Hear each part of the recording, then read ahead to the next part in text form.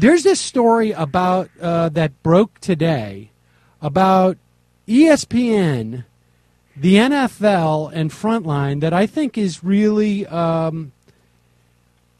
think it's worth us talking about. Apparently, Frontline, which I think people are familiar with, is a show on PBS. It's a great sort of documentary series. And they had been working with ESPN over the past year and a half on a series about the damages that football, essentially playing football in the NFL, does to one's brain. And there are 4,000, I think, NFL families that are suing the NFL, I believe, at this point. But there's a legal dispute in federal court for more than 4,000 players and their wives who have charged the league concealed for years and even decades what it knew about the long-term dangers of repeated hits to the head. So apparently, after a preview of this Frontline documentary, which ESPN had partnered with, aired about a month ago at what they call the Upfronts, that's where network hype. Apparently, according to the story in the New York Times, the NFL sat down with ESPN officials, and now ESPN is backed out. Yeah, I mean, this is really an amazing story. I guess it is. There's so many things involved in this story, obviously, that go beyond just what's going on with the NFL. There's media consolidation, which is so often a part of the story, and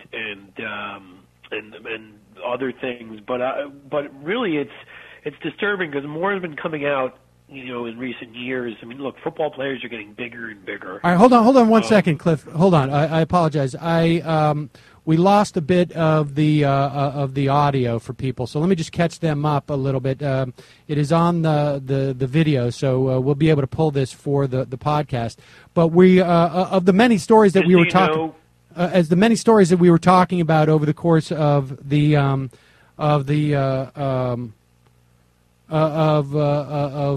week. We were talking about this NFL story. Okay, all right. Well, let's just go forward, Cliff, with the audio. I mean, I'm sorry. We're talking about this NFL story.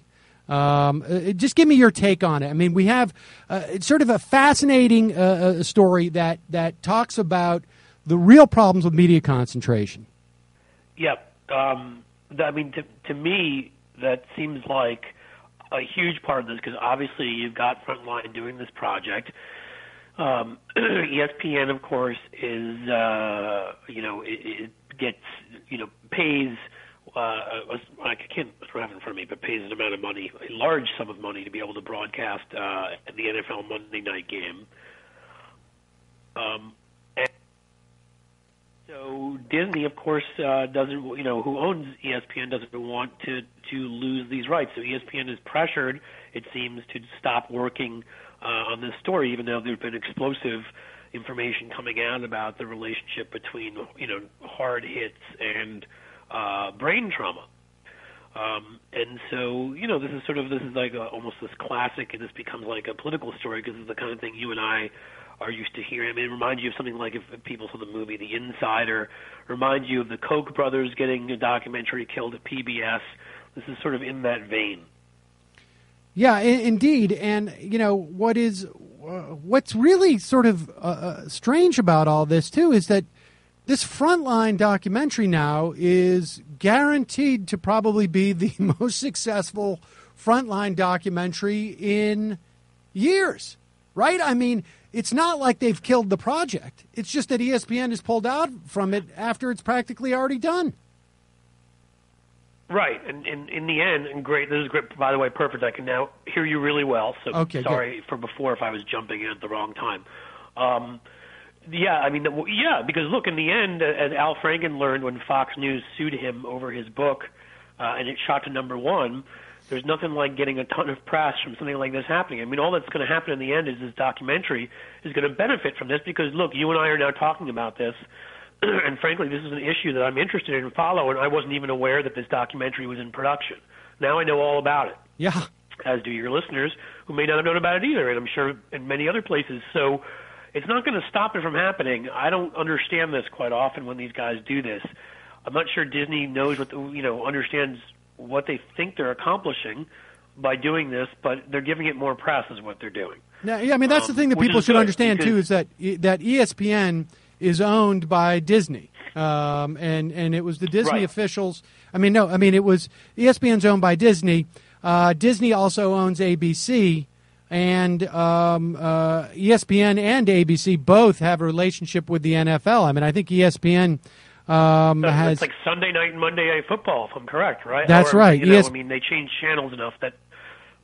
That's right. I could be wrong, but I know ESPN does one of them, either Sunday night or Monday night, and they pay a good sum of money to do it because they benefit largely from being associated with it, and they don't want the NFL to pull it away from them. They pay the NFL $1 billion. They pay the NFL $1 billion a year. $1 billion a year for that, and yet, even though they're paying the NFL $1 billion a year, they still are worried about losing, apparently, their relationship with them, and this is well, really... they've got competitors, Fox Sports and others, and ESPN doesn't want to risk if they'll lose, that sort of their branding. They're still considered sort of the top sports channel. I don't think they want to take a chance on losing that. Do you get the sense that that the NFL may not actually be a sport in 20 years? Yes, I do. I never thought, even as recently as a couple of years ago, that I'd be saying something like that. But at this point, we're really at the point now that you're at. Again, I brought up the insider before, that we were at when, I don't want to pick a year, but where we know that tobacco is causing cancer, and it's a matter of how much information can be suppressed before that comes out, or global warming, or gun violence, or really any of the other topics we talk about here, where the relevant industry tries to suppress information so that they can, even if their revenues slow down because some of the information's gotten out there, they can still keep going. And at this point, obviously, football is it's still enormously popular. It's part of American tradition, but it's clearer and clearer what's going on here, that these guys are, with the suicides, high-profile players like Junior Seau, some of these guys purposely shooting themselves in the chest and leaving notes and saying, I didn't want to shoot myself in the head because I want my brain to be examined to help others in the future, that it's causing unbelievable depression in these guys after they retire. Some of it's coming out of hockey, some of it's coming out of boxing, but we know this is there, and the NFL obviously has a large number of enormous players slamming into each other again and again and again in these games and causing these concussions. There is going to be a point where I think society is going to have to question what we can do. We put pads on these guys, we put helmets on these guys. At what point do you just, is it just there's not really anything else you can do, because 350 to 450 pound human beings weren't meant to be running into each other at full speed, 100 times a game. Yeah, it's very hard to imagine football going away, but I don't know what can be done to mitigate this. Right? I guess it's just sort of maybe they changed the rules of what happens at the on the lines. I have no idea, but clearly it's a problem that the NFL is certainly concerned about. Now, I also wonder that when the ESPN, and apparently it was leaked by officials at ESPN, was invited to a lunch meeting with NFL footballs. It was a table for four, writes the New York Times.